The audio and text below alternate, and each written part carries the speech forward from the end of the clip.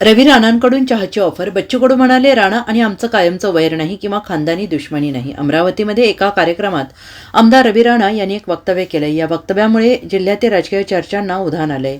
रवी राणा म्हणाले की रवी राणा हा कुठल्या नेत्याच्या विरोधात नाही. या जिल्ह्यातला कुठला नेता रवी राणाचा दुश्मन नाही. ते अचलपूर मतदारसंघाचे माजी आमदार असू द्या, ते मेळघाटचे माजी आमदार असू द्या किंवा तेवसा मतदारसंघाचे माजी आमदार असू द्या, कुठलेही माजी आमदार असू द्या, त्यांनी मला चहा प्यायला बोलवा, मी त्यांच्या घरी जायला तयार आहे, असं रवी राणा म्हणाले. आणि याच पार्श्वभूमीवर प्रतिक्रिया देत बच्चू कडू म्हणाले की मतभेद असणं वेगळं, मनभेद असणं वेगळं आणि यासाठी थोडा वेळ लागेल. चहा पिण्याजोग पहिलं वातावरण तयार करू आणि मग पिऊ. कायमचं आमचं वैर आहे असं नाही, असंही बच्चू कडू यांनी म्हटलेलं आहे.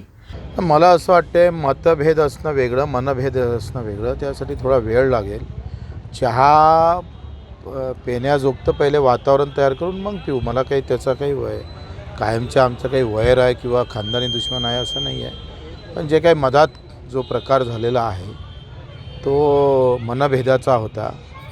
तो चांगला करण्याचा पहिले प्रयत्न करू, नंतर पाहू. जिल्ह्याच्या विकासासाठी एकत्र आलं पाहिजे असं त्यांना. आम्ही कोण विरोध करणार? विकासाला कोण विरोध करू शकतो? आणि आमची जिल्ह्याच्या विकासासाठी आम्ही कुठं आडवे आलो असं एखाद्यानं कोणा सांगावं, त्याच्यानं तो काही विषय नाही.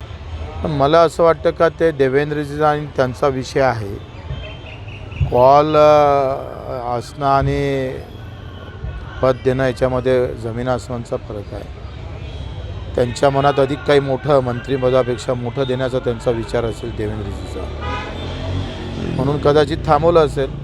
नाही तर मग म्हण प्रचलितच आहे, गरज सर्व वैद्य मरो. एमची कृपा राहील, दुसरं काय आहे? एमच्या कृपेशिवाय त्यांच्याजवळ आहे तरी काय?